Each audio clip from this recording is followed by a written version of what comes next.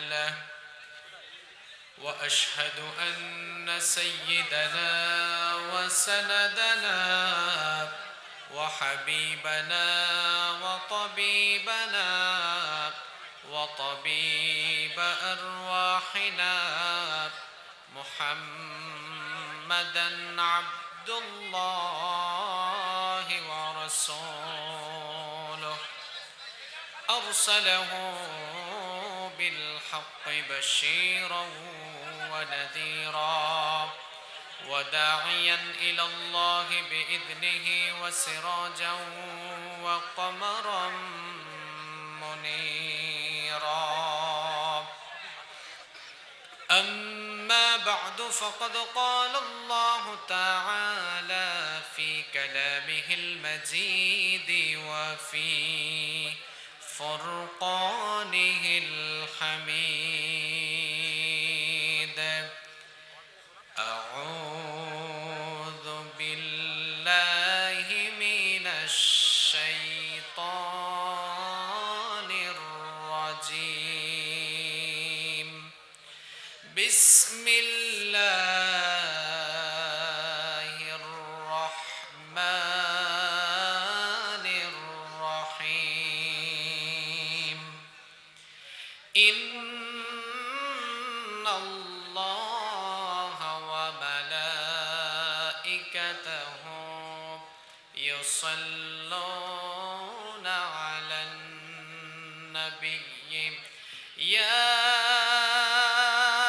أيها الذين آمنوا صلوا عليه وسلموا تسليما সবাই জবান খুলে পড়েন اللهم صل على محمد وعلى آل محمد كما صليت على إبراهيم وعلى آل إبراهيم إنك حميد مجيد اللهم بارك على محمد وعلى آل محمد كما باركت على إبراهيم وعلى آل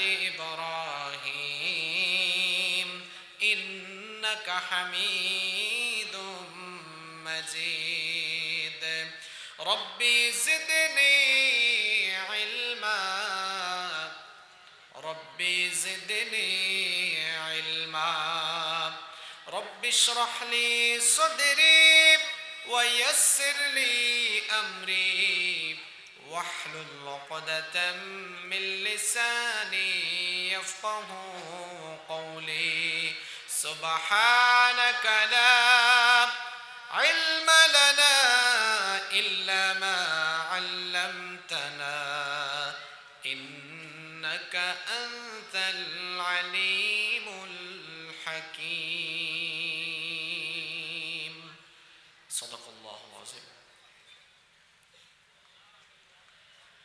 আল্লাহ তোমার নামেরই গান গাই সকাল সন্ধ্যা তোমার নামে তোমার শানে এই অধম বান্দা আল্লাহ তোমার নামেরই গান গাই সকাল সন্ধ্যা তোমার নামে তোমার শানে এই অধম বান্দা তুমি রাহিম কারিম সত্তার তুমি খালিক মালিক জব্বার তুমি রাহিম কারিম সত্তার তুমি খালিক মালিক জব্বার সবই তোমার দয়া প্রভু সবই তোমার দয়া প্রভু সবই তোমার করুণা আল্লাহ তোমার নামেরই গান গাই সকাল সন্ধ্যা তোমার নামে তোমার শানে এই অধম বান্দা আল্লাহ তোমার বাংলাদেশের ঐতিহ্যবাহী মেহেরপুর পৌরসভায় অবস্থিত ঐতিহ্যবাহী ঘোষপাড়া সালাত কায়েম পরিষদের উদ্যোগে আয়োজিত যেই দিন, আচ্ছা আজকে তো জুমাবার ছিল হুজুর, আজকে আপনার মসজিদে জায়গা হয়েছে নি? মানে একদম ফিল আপ ছিল। ফজরের নামাজে তো মনে হয় 2 কাতারও হয় না, হয়তো আপনাদের মেহেরপুরি হয়, আমার এলাকায় হয়। যেই দিন মুসলমানরা জুমার নামাজের মতো ফজরের নামাজও মসজিদ কানায় কানায় পরিপূর্ণ করে ফেলবে, সেই দিন থেকে ইসলামের বিরুদ্ধে কথা বলার একটা লোক পৃথিবীতেও খুঁজে পাওয়া যাবে না ইনশাআল্লাহ।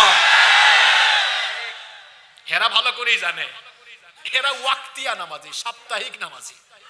নামাজি আছে কয়েক প্রকার, বলবো আমি। 1 নাম্বার হলো সাপ্তাহিক নামাজি, 2 নাম্বার হলো মাসিক নামাজি, 3 নাম্বার হলো, বলবো নি, কষ্ট পাবেন আপনারা, 3 নাম্বার হলো বার্ষিক নামাজি, 4 নাম্বার হলো সিজনাল নামাজি। তাইলে বলেন তো নামাজি হইল কয় প্রকার? আরো জোরে। হে কি রে ভাই, এটা কি সাপ্তাহিক না মাসিক? এটা বলেন। নামাজি 1 নাম্বার হলো সাপ্তাহিক, অর্থাৎ গোটা সপ্তাহে আসে না, শুধু জুমার দিনে আসে। আপনাদের মেহেরপুরে মনে হয় না, আমি আমার এলাকায় দেখছি এইরকম কিছু ভাবসা বলা লোক, হেরা আবার জুমার দিনে আসলেও ওই যে হুজুর খুতবা দেওয়ার আরবি খুতবা দেয় না, এর আগে দিয়ে আসবে, হ্যাঁ দেখি, মানে একটু ভাবসাব না, সাদা পাঞ্জাবি টাঞ্জাবি, হ্যাঁ দেখি একটু সরো, একদম সামনে চলে যায়। আপনাদের এলাকায় নাই, এটা আপনাদের এলাকার কথা না। আল্লাহর নবী জুমার দিনে খুতবা দিচ্ছে, মানে হে মসজিদে যাচ্ছে, হে যে আল্লাহর গোলাম, আল্লাহর ঘরে ঢুকছে, এই ভাবসাব তার ভিতরে নাই। হে মনে করছে এখানেও হে নেতা। আসেনি এরকম? আল্লাহর নবী খুতবা দিচ্ছেন, এক লোক এইরকম পেছন থেকে মানুষদের ডিঙায় সামনে আসতেছে, আল্লাহর নবী খুতবা স্টপ করে বললেন, এই বসো, সামনে আসবা না। এইরকম কেউ যদি মসজিদে ঢুকে মানুষের সঙ্গে বেয়াদবি করে, আপনারা দেখলে হুজুর বলা লাগে, আপনারা বলবেন এই বেয়াদব, জায়গায় বসো। আগে আসবে যে আগে বসবে, ও আগে এসে পেছে বসে। তাহলে সাপ্তাহিক নামাজি সে মসজিদে যায় কয়বার? আরো জুড়ে বলেন, মসজিদে যায় কয়বার? 2 নাম্বার হলো মাসিক নামাজি, শুধু রমজান মাস আসলে এরা এমন নামাজি হয়, তাদের নামাজের কারণে 5 ওয়াক্তের নামাজিরা সামনের কাতারে যাওয়ার সুযোগই পায় না। 3 নাম্বার হলো বার্ষিক নামাজি। আমি একবার আমার গ্রামের বাড়িতে গিয়েছিলাম, এটা তো বললে আবার গ্রামের মানুষ তোর ওয়াজ শুনে বলবে কি বললো, তো বলে তো ফেলছি, মুখ ফসকে বলেই ফেলি। আরে ভয় করলে ভয়, বলে ফেললে কিসের ভয়? তা আমি একবার গ্রামে গেলাম ঈদ করতে, কমিটির লোকজন দাঁড়ায় বলতেছে অমুক কোথায় আমাদের বার্ষিক নামাজি। আমি এমনি থাকাইছি, বার্ষিক নামাজি মানে? জিজ্ঞেস করলাম তার এত সুন্দর এই উপাধি কেন লাগলো বার্ষিক নামাজি? বললো হে গোটা বছর মসজিদের আনাচে কানাচেও আসে না, শুধু ঈদুল ফিতর আর ঈদুল আজহার দিনে মসজিদে আসে। এরকম মেহেরপুরে আছে? হ্যাঁ, একদম আগে, মানে সেন্ট আতর লাগাইয়া নতুন পাঞ্জাবি পইরা, মাশাআল্লাহ, এরকম আছে। তাইলে এরা কি নামাজি বলেন? এদের পদবিটা বলেন। এরপরে 4 নাম্বার হলো সিজনাল নামাজি, সব সময় আসবে না, সিজনে সিজনে, সবে বরাত, সবে কদর, এইরকম সিজনাল রাতে আসে, আছে না নাই? 5 নাম্বার আরেকটা আছে, এটা জানাজার নামাজি। কিসের নামাজি? শোনেন, আপনাদের এলাকায় না, আমি এরকমও দেখছি, মনে করেন এটা উদাহরণ দিচ্ছে আর কি, কেউ কিছু মনে করেন না। তার বাসা থেকে 50 হাত দূরে মসজিদ ফজরের নামাজে যায় না, কিন্তু মেহেরপুরে বাড়ি, ঢাকায় থাকে, তো মেহেরপুরে এক লোক মারা গেছে, মনে করেন খুব বিশিষ্ট ব্যক্তি, তার জানাজার নামাজের আগে একটু বক্তৃতা হবে। হে কি করছে কামটা, ফজরের নামাজে যায় নাই, ঘর থেকে কয় হাত দূরে, জোরে বলেন। কিন্তু এই লোকটার জানাজার নামাজের আগে, মেহেরপুরে এক লোক মারা গেছে, তার জানাজার নামাজের আগে বক্তৃতা দেওয়ার সুযোগ আছে, এই জন্য ঢাকা থেকে গাড়ি চালাইয়া 6 ঘন্টা জার্নি করে চলে আসলে। বুঝলাম না, লোকটা ফজরের নামাজে 50 হাত দূরে গেল না, আর 6 ঘন্টা জার্নি করে মেহেরপুরে চলে আসলো, তার মতলবটা কোথায়? মতলব হলো ফজরের নামাজের আগে বক্তৃতা দেওয়ার সুযোগ নাই, জানাজার নামাজের আগে বক্তৃতা দেওয়ার সুযোগ আছে। আছে এরকম? তাইলে নামাজি বললাম কয় প্রকারের? আরো জোরে বলেন। 1 নাম্বার হলো সাপ্তাহিক, 2 নাম্বার হলো মাসিক, 3 নাম্বার হলো বার্ষিক, 4 নাম্বার সিজনাল, 5 নাম্বার জানাজার নামাজি। বলেন তো দেখি 5 ওয়াক্তের নামাজি এরা জান্নাতের গন্ধ পাবে নাকি? এদিকে আমার কথা। এবার আল্লাহ বলছেন শোনো জান্নাতি মোমেন কারা, জান্নাতি মোমেন কারা শোনো। কোরআনুল কারীমের 23 নাম্বার সূরা, সবাই জুড়ে বলেন কত নাম্বার সূরা? আস্তে বলবেন না, জুড়ে বলেন কত নাম্বার সূরা? কোরআনুল কারীমের 23 নাম্বার সূরা সূরাতুল মুমিনুনের শুরুতে আল্লাহ তাআলা জান্নাতি মুমিনদের গুণাবলী বর্ণনা করেছেন। জান্নাতি মুমিনদের গুণাবলী বর্ণনা করতে গিয়ে আল্লাহ তাআলা শুরু করেছেন নামাজ দিয়ে, শেষও করেছেন নামাজ দিয়ে। আল্লাহ তাআলা বলেছেন কদ আফলাহাল মুমিনুনাল্লাযীনা হুম ফি সালাতিহিম খাশিউন। Successful indeed are the believers, those who humble themselves in their prayer. সফল কাম হয়েছে তারা নামাজে বিনয় খুশু অবলম্বন করে যারা। রব্বুল আলামিন সফল কাম মুমিনদের গুণাবলী বর্ণনা করতে গিয়ে 1 নম্বরে নামাজের খুশুয়ের কথা বললেন, এরপরে ধারাবাহিকভাবে আরো কয়েকটি গুণাবলীর কথা বলে আল্লাহ তাআলা শেষও করেছেন নামাজ দিয়ে ওয়াল্লাযীনা হুম আলা সালাওয়াতিহিম ইউহাফিজুন। আর যারা তাদের 5 ওয়াক্তের নামাজের যথাযথ হেফাজত করে, অর্থাৎ দৈনিক যারা 5 ওয়াক্ত নামাজ পড়ে, আল্লাহ তাদের ব্যাপারে বললেন উলাইকা হুমুল ওয়ারিসুনাল্লাযীনা ইয়ারিসুনাল ফিরদাউসা হুম ফিহা খালিদুন। কোন বাবা মারা যাওয়ার পরে বাবার ওই বাবার সন্তানগুলো যেমন বাবার সম্পদের ওয়ারিস অটোমেটিক্যালি হয়ে যায়, ঠিক তেমনি ভাবে 5 ওয়াক্তের নামাজিরা এরাও দুনিয়া থেকে চলে গেলে ঠিক তেমনি ভাবে আল্লাহর জান্নাতুল ফেরদাউসের ওয়ারিস হয়ে যায়। পড়লে নামাজ, রাখলে রোজা, আল্লাহ রাসূল পাবে সোজা, হালকা হবে পাপের বোঝা, করলে ইবাদত পাবে তুমি রোজ হাসরে প্রতিদানে জান্নাত, প্রতিদানে জান্নাত, প্রতিদানে জান্নাত।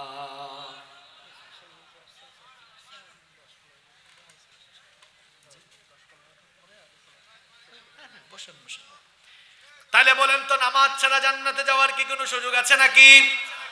Keep in your mind, salat is the key of success. এই নামাজটাই হলো সফলতার চাবি, এই নামাজটা হলো জান্নাতের চাবি। নামাজ ছাড়া জান্নাতে যাওয়ার কোনো সুযোগ, আপনারা এদিকে তাকান, এদিকে তাকান, নামাজ ছাড়া জান্নাতে যাওয়ার কোনো সুযোগ। কোন জায়গায় ছিলাম মনে আছে? ভুলে গেছেন আপনারা? কোন জায়গায় ছিলাম?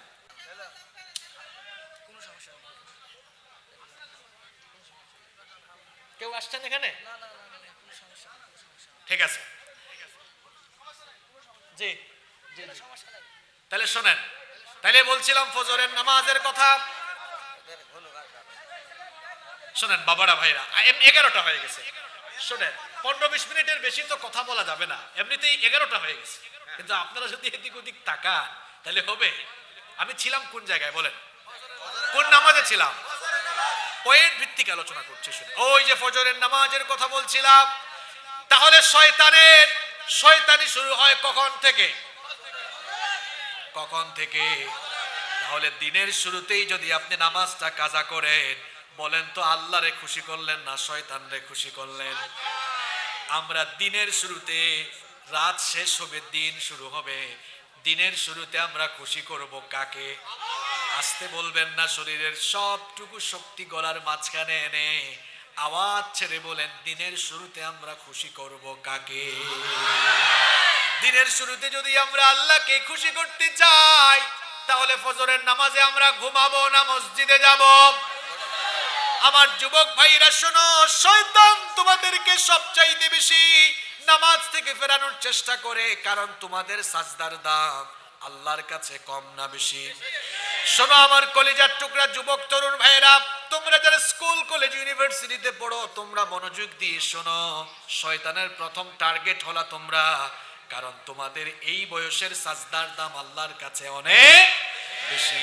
কত বেশি? এই যে এখন ইয়াং ছেলেরা, এরা যখন দেখবেন হাঁটে, এই দিক দিয়ে তারা যদি হেঁটে যায়, হাঁটার একটা আওয়াজ আছে, মনে হয় যেন মাটি কাঁপতেছে। যুবক, তুমি যখন হাঁটো, তোমার হাঁটাই শুধু এই মেহেরপুরের মাটি কাঁপে না, তুমি যখন মসজিদে গিয়ে আল্লাহকে সাজদা দাও, তোমার সাজদায় খোদার কসম আল্লাহর আরশ কাঁপে।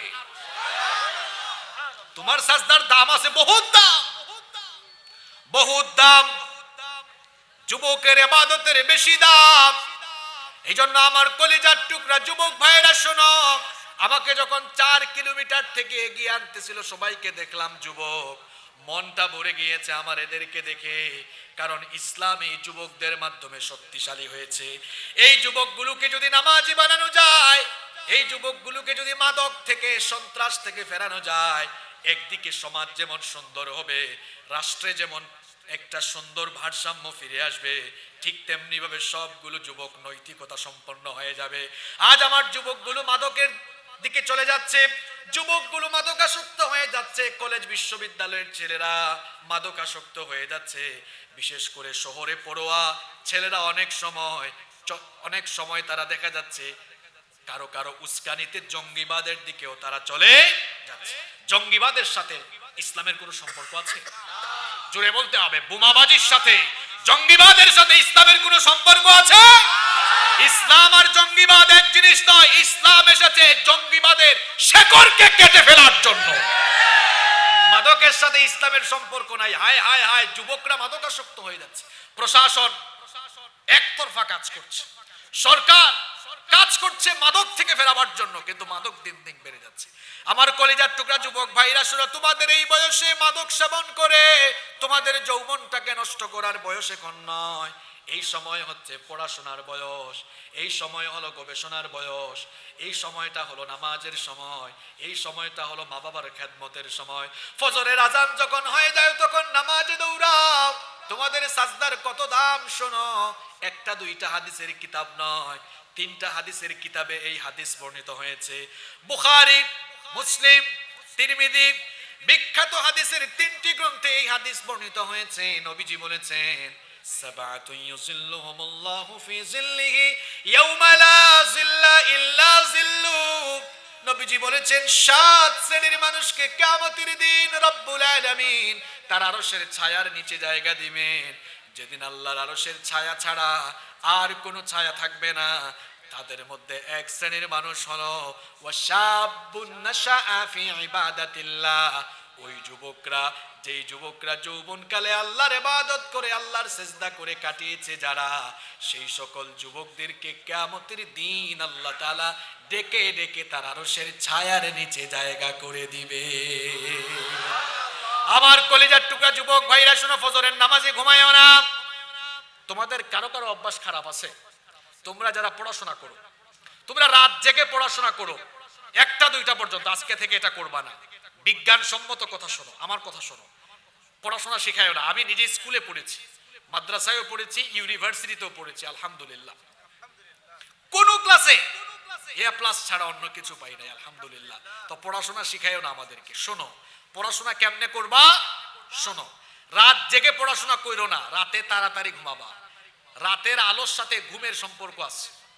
ঘুমাবা, আর্লি ঘুমাবা, তাড়াতাড়ি উঠবা, ফজরের নামাজ পড়ে পড়ার টেবিলে বসবা, ভালো রেজাল্ট সারা জীবন করবা। পৃথিবীর বিখ্যাত বিখ্যাত ইউনিভার্সিটিগুলোতে তোমার জায়গা হবে ইনশাআল্লাহ। আসো বিজ্ঞান দিয়া বুঝাই। আমরা যখন সকালবেলা ঘুম থেকে উঠে সন্ধ্যা পর্যন্ত কাজ করি, আপনাদের কষ্ট হচ্ছে বাবারা? যুবক ভাইরা কষ্ট হচ্ছে? সারাটা দিন সকাল থেকে সন্ধ্যা পর্যন্ত কাজ করলাম। এই যে এখন আমরা এখনো কেউ ঘুমাই নাই, বলেন তো আমি সহ আপনাদের সবার ব্রেইন এখন সবল আছে না ক্লান্ত?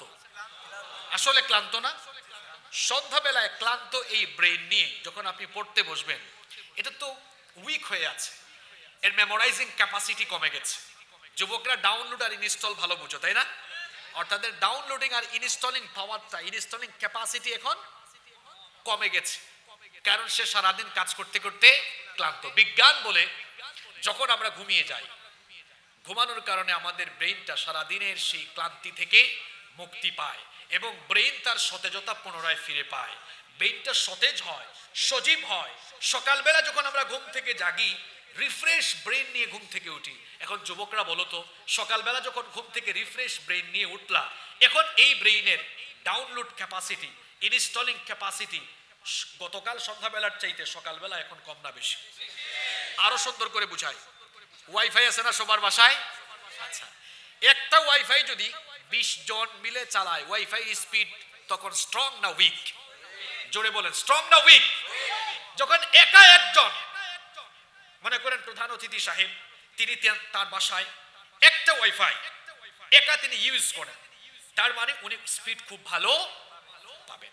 যুবক ভাইরা শোনো, ক্লান্ত ব্রেইন নিয়ে সন্ধ্যার পরে পড়তে বসতে তুমি যা মুখস্থ করবা, সকালবেলা ফজরের নামাজের পরে ফজরের স্নিগ্ধ বাতাস গায়ে লাগিয়ে, আল্লাহর রহমতটা গায়ে লাগাইয়া পড়ার টেবিলে বসবা, আল্লাহর কসম তুমি রাতের বেলা যা পড়া মুখস্থ করতা, এর চাইতে 1000 গুণ পড়া সকালের 2-3 ঘন্টায় তুমি মুখস্থ করতে পারবা। আমরা সারা জীবন এভাবেই পড়াশোনা করে আসছি। কতটুকু তোমরা সামান্য পড়াশোনা করে যে ফুটানে দেখাও। এই যে আমরা ইংরেজি, বিজ্ঞান, কোরআন, হাদিস সব পড়ছি, এত ঠেলা সামলাইছি। অনেকে আবার মাদ্রাসার ছেলে পেলেদেরকে বাঁকা চোখে, এরা কি জানে, এরা কি জানে? আপনি জানেন? মাদ্রাসায় গিয়া দেখেন মিয়া, আপনি ইংরেজি পড়ছেন, স্কুল কলেজে ফুটানি দেখান। এখনকার হুজুররা অনেক ভালো ইংরেজি জানে, একদম ব্রিটিশদের মতো প্রোনাউন্সিয়েশন, খুব চমৎকার ইংরেজি জানে। আপনি প্রমিত বাংলায় কথা জানেন, হেরাও পারে। বিজ্ঞান জানেন তো অনেক ভালো বিজ্ঞান জানে, কারণ কোরআনের ভেতরে বিজ্ঞান আছে না নাই? There is no contradiction between the Holy Book, Quran and science. কোরআনের সাথে বিজ্ঞানের কোনো দ্বন্দ্ব। বিজ্ঞান পড়ে, কোরআন হলো আগে। আর কোরআন বিজ্ঞানের থেকে কত বছর আগে জানেন? 1500 বছর আগে। যেমন ফিঙ্গারপ্রিন্ট, 1800 সালের আগে ফিঙ্গারপ্রিন্টের তথ্য বিজ্ঞানী জানতো না। 1800 সাল, এখন 2022 সাল। আর 1500 বছর আগে কোরআনের ভেতরে সূরা কিয়ামত 3-4 নম্বর আয়াতে এই ফিঙ্গারপ্রিন্টের বিজ্ঞানসম্মত ধারণা জেনে দিয়েছেন তিনি কে? তো কোরআন আগে না বিজ্ঞান আগে? আরো জোরে বলেন, কোরআন আগে না বিজ্ঞান আগে? ছাত্ররা যারা কলেজ ইউনিভার্সিটিতে পড়ো, বেশি রাত জাগবা না রাতে তাড়াতাড়ি ঘুমাবা? তোমাদের যৌবন নষ্ট হচ্ছে তো। তোমরা যুবক ছেলেরা যৌবন হারিয়ে ফেলতেছো। রাতের বেলার বেশি রাত করে ঘুমাও, অনেকের গাল ভেঙে গেছে, অনেকের চেহারায় বিচি উঠে গেছে, অনেকের চোখের নিচে ডার্ক সার্কেল হয়ে গিয়েছে, কারণ রাত জাগে। বর্তমান সময়ের যুবক তরুণ ছেলেরা মাইগ্রেনে আক্রান্ত হচ্ছে, বেঙ্গালুরে যাচ্ছে চিকিৎসার জন্য। মাইগ্রেনের অনেক রোগী আছে তো, চোখের জ্যোতি হারিয়ে ফেলতেছে, চেহারার লাবণ্য হারিয়ে ফেলতেছে। যুবক কেন? তুমি রাত জাগো, রাত জাগা আজ থেকে বন্ধ করো, তাড়াতাড়ি ঘুমাও। আর চেহারার লাবণ্য ফিরিয়ে আনার জন্য ফেয়ার এন্ড লাভলি লাগবে না, ফেস ওয়াশ লাগবে না, তাড়াতাড়ি ঘুমায়া ফজরের আগে উইঠা আল্লাহরে ডেইলি সাজদা দাও। চেহারায় আল্লাহ এমন নূর দিবেন যে তাকাবে মায়ায় পড়ে যাবে। সুবহানাল্লাহ।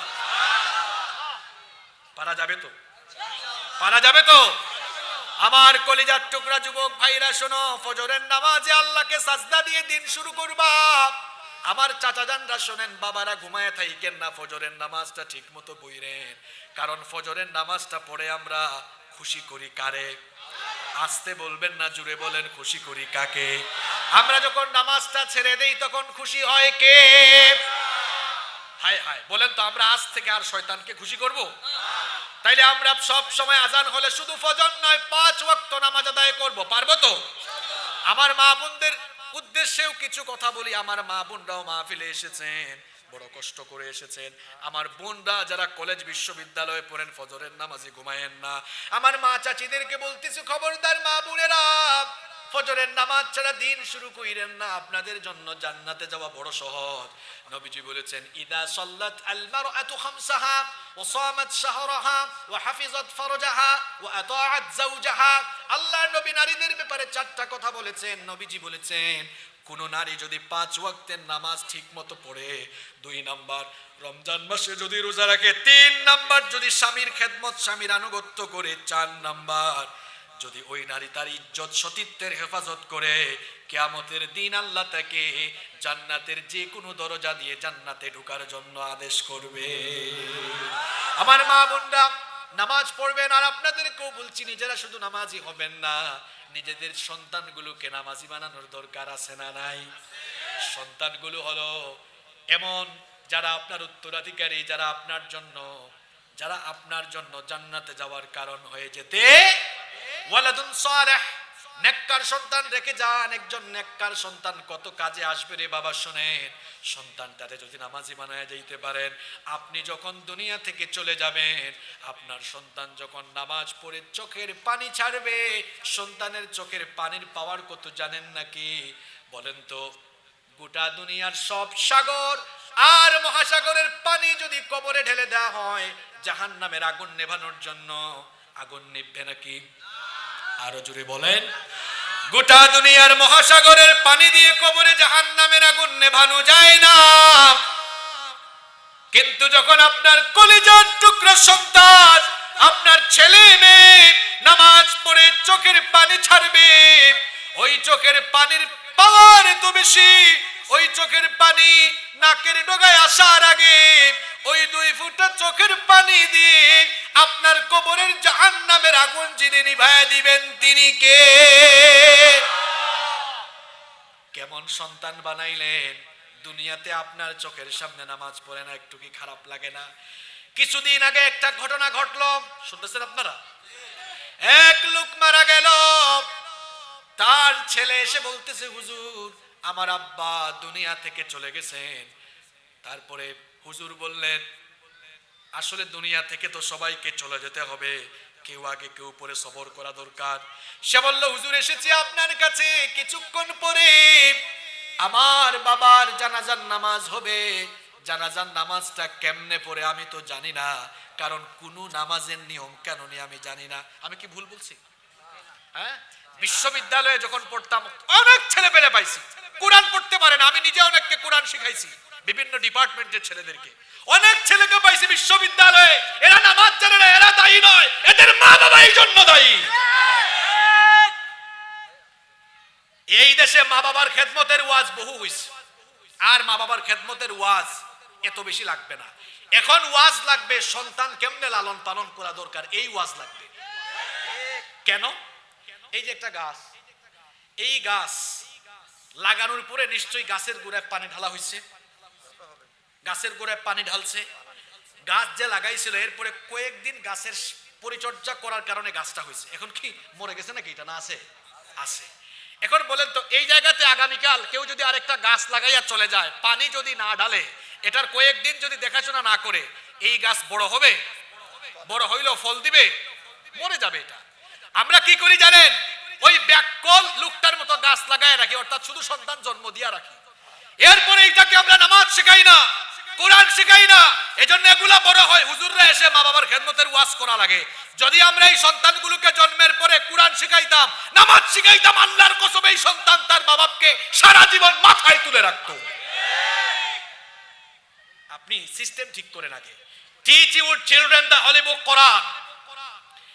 Teach your children the Holy Book Quran. The Holy Book Quran will teach your children everything. আপনার সন্তানকে আগে কোরআন শিখান, তার হাতে কোরআন তুলে দেন, দেখবেন এই কোরআন আপনার সন্তানকে গোটা দুনিয়ার সবচেয়ে জ্ঞানী, সম্মানিত, মর্যাদাবান মানুষ বানিয়ে দিবে। এটা কেমন কিতাব! সন্তানকে অ আ ক খ এবিসিডি শেখাইবেন, পড়ে আলিফ বা তা তা শেখাবেন, সবার আগে ডাক্তার বানাবেন। বিশেষ করে মেয়েদেরকে বেশি ডাক্তার বানানো দরকার, কারণ এখন যখন ডেলিভারিতে সিজারে যায় পুরুষ ডাক্তার থাকে, এই জন্য মেয়েরা বেশি ডাক্তার হওয়া দরকার। ডাক্তার হবে ছেলে মেয়ে, ইঞ্জিনিয়ার হবে, লয়ার হবে, কোনো অসুবিধা নাই, কিন্তু কোরআন শিখে এরপরে হবে। যদি ছোটবেলা কোরআন না শিখে ডাক্তার হয়, এটা মানবতাবাদী ডাক্তার হবে না, এটা কসাই ডাক্তার হবে। ছোটবেলা কোরআন না শিখে যদি পুলামাইয়ার ইঞ্জিনিয়ার বানান, এটা ইঞ্জিনিয়ার হইয়া রডের জায়গায় বাঁশ ঢুকাইয়া দিবে। ছোটবেলা যদি কোরআন না শিখাইয়া তারে ব্যারিস্টার বানান, তাহলে মিথ্যা মামলায় টাকার জন্য আইনজীবী হইয়া নিরপরাধ মানুষকে ফাঁসির কাস্টে ঝুলাইয়া দিবে। আর যদি কোরআন শিখাইয়া ডাক্তার বানান, ইঞ্জিনিয়ার বানান, ব্যারিস্টার বানান, যা বানান, এটা কাজে লাগবে। এটা কি লাগবে? এজন্য বলছিলাম সন্তানগুলারে কোরআন শিখাবেন। তার আগে বলছিলাম শুধু নিজেরা নামাজি হলে চলবে না, নিজেদের সন্তানগুলোকে নামাজি বানাতে হবে। আমার দিকে তাকান, আমি আমার বাবার জানাজায় ইমামতি করেছি, আলহামদুলিল্লাহ। আমরাও একদিন চলে যাব। এখানে আমরা যারা আছি কেউ কি দুনিয়ায় থাকবো নাকি? থাকবেন? কোন দিন যাবেন? হ্যাঁ বলেন, কোন দিন যাবেন? গতকাল রাতে দুনিয়ায় অনেকে ছিল, আজ রাত তারা, আজ রাতে আমরা আছি, কাল হয়তো নাও থাকতে। যুবকরা বলবে হুজুর আমি মরতাম না, আমি জোয়ান। কিছুদিন আগের একটা ঘটনা শোনায়। আমার চেয়ে বয়সে 6-7 বছরের ছোট ছেলে, সারাদিন সে খেলাধুলা করেছে। শুনতেছেন আপনারা? সারাদিন সে খেলাধুলা করেছে, সন্ধ্যার পরে বন্ধুদের সাথে নাস্তা করেছে, আড্ডা দিয়েছে, রাতের বেলা ঘুমানোর আগে হাতের মধ্যে মেহেদি লাগাইছে। মেহেদি ছিলেন না? এরপরে ঘুমিয়েছে। সুস্থ ছেলে রাতের বেলা ঘুমিয়েছে ঘরের মধ্যে, কিন্তু সকালবেলা ঘর থেকে আর সে বের হতে পারে নাই, তার লাশ বের হয়েছে। হয়তো রাতে ঘুমের মধ্যে স্ট্রোক করে মারা। হ্যাঁ যুবক, কিসের এত বড়াই করো, তুমি বাঁচবা। আর আমার চাচারা শোনেন, টাকা পয়সার বড়াই কইরেন না, ক্ষমতার বড়াই কইরেন না। এখন মারা গেলে দেখবেন সব কিছু শেষ। টাকা সাথে যাবে না, ক্ষমতা সাথে যাবে না, নেতৃত্ব সাথে যাবে না, যাবে শুধু আমল। বলেন যাবে শুধু, আরো জুড়ে বলেন যাবে শুধু। একটা ছেলেকে পারলে আলেম বানান। সবাইকে আলেম বানাইতে হবে না, 2-3টা ছেলে থাকলে একটারে আলেম বানান। আর যাদের একটা ছেলে আলেম যদি না বানাইতে পারেন, ডাক্তার ইঞ্জিনিয়ার বানাইলেও ছোটবেলায় আগে তারে কোরআনটা হিফজ করান। আমার অনেক বন্ধু মাদ্রাসায় আমার সাথে পড়েছে, এখন ডাক্তার। মাদ্রাসায় পড়ে ডাক্তার হওয়া যায় না? আমার 2-3টা ফ্রেন্ড এখন পুলিশে চাকরি করে। আমরা ব্যাচমেট ছিলাম, পুলিশে আছে, তারপরে আপনার ইঞ্জিনিয়ার আছে, ডাক্তার আছে, সবাই মাদ্রাসা। আমার একটা ফ্রেন্ডের সাথে কিছুদিন আগে দেখা হইলো, এখন সে এলজিইডি তে চাকরি করে, সরকারি চাকরি করে, মাদ্রাসার ছাত্র, মাদ্রাসার ছাত্র এরা। সে কিন্তু নামাজ জানে, কেরাত শুদ্ধ। এখন যদি এইরকম একটা পুলা, আপনার একটা ছেলে যদি ইঞ্জিনিয়ার থাকে, নামাজ শুদ্ধ, আপনি মারা যাওয়ার পরে যদি সে আপনার জানাজা ইমামতি করে, বলেন তো তার আবেগ আর অন্য আরেকজন হুজুরের মনের আবেগ কি একরকম হবে নাকি? অন্য হুজুর যখন নামাজে জানাজায় আসবে, এসে বললে আল্লাহু আকবার, আল্লাহু আকবার, আল্লাহু আকবার, আল্লাহু আকবার, আসসালামু আলাইকুম, আসসালামু আলাইকুম ওয়া রাহমাতুল্লাহ। মানে আবেগ আর কাজ করবে। ছেলে যখন দাঁড়াবে কান্না শুরু হবে, শুধু কাঁদবে, আল্লাহু আকবার, আল্লাহু আকবার, আল্লাহু আকবার বলতে পারবে না, বুক ফেটে যাবে, চক্ষু দিয়ে পানি বের হবে। আল্লাহর কসম, আপনাকে কবরে শোয়ানোর আগে তার এই চোখের পানি আল্লাহর বরদাস্ত হবে না। চোখের পানি দিয়া আল্লাহ আপনার কবরের জাহান্নামের আগুন নিভায় দিয়া কবরে জান্নাতের বিছানা বিছায় দিবে।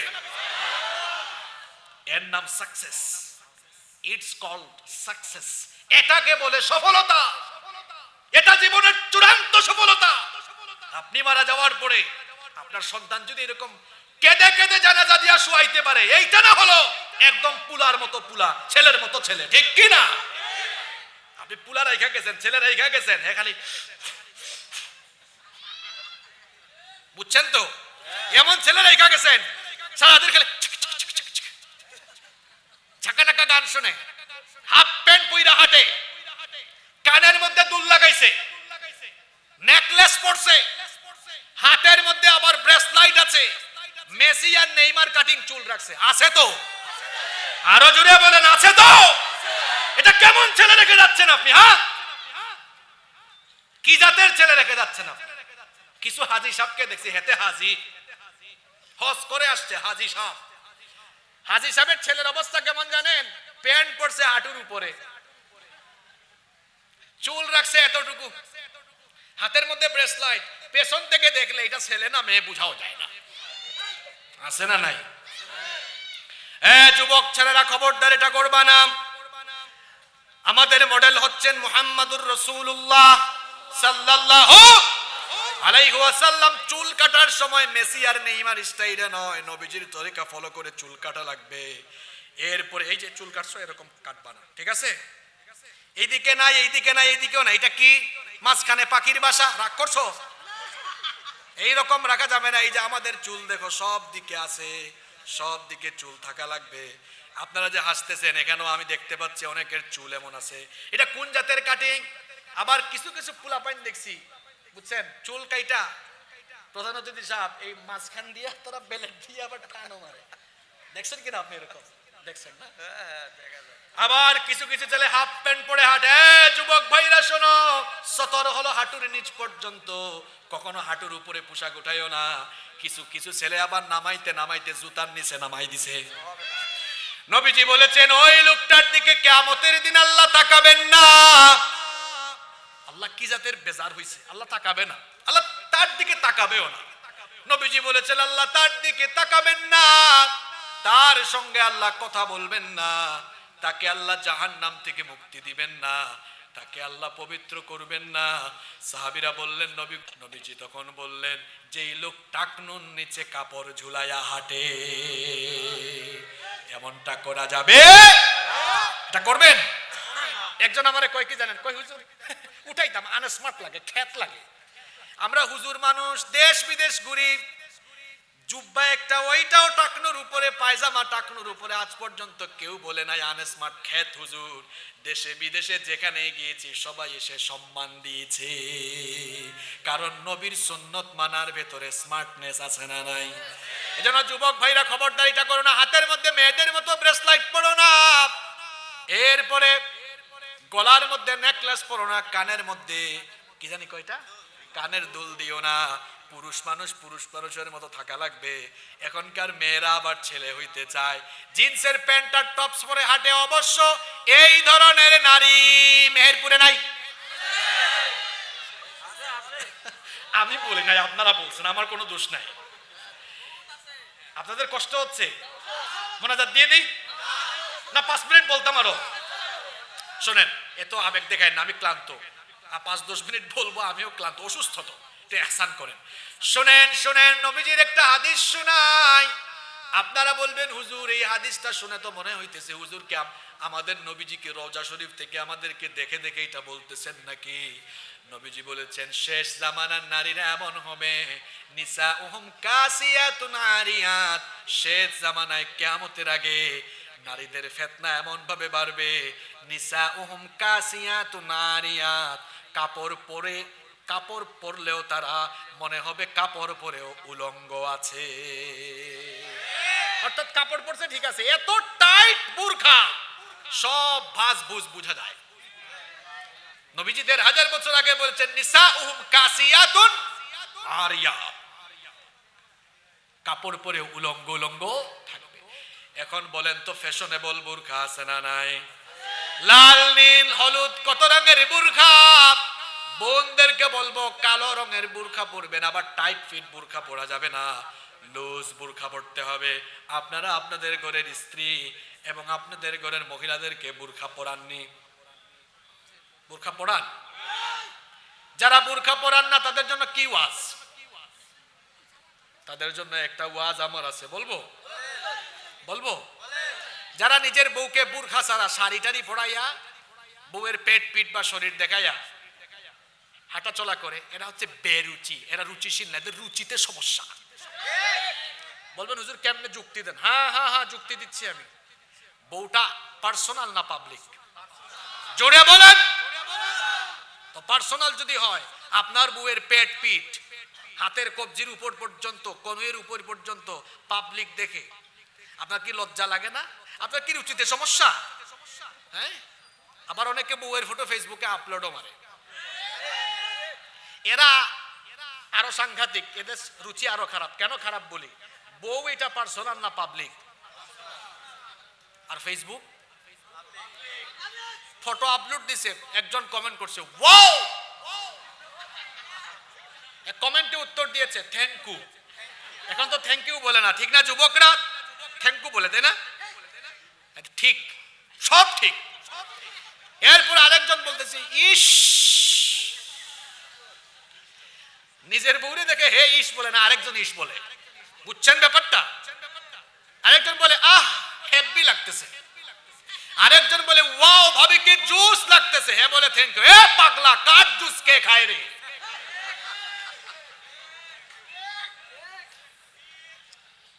তোমার নিজের বউয়ের সৌন্দর্য মানুষ দেখে এরকম কমেন্ট পড়ে, তুমি একটা বেহায়া, বেশরম, নির্লজ্জ, আত্মসম্মান বোধ তোমার মাঝে নাই। আল্লাহ হেদায়েত দান করেন। বোনদেরকে বলবো পর্দায় থাকবেন, আবার এমন স্টাইলিশ পর্দা করবেন না, সব দিকে ঠিকঠাক রাখলেন, এরপরে আবার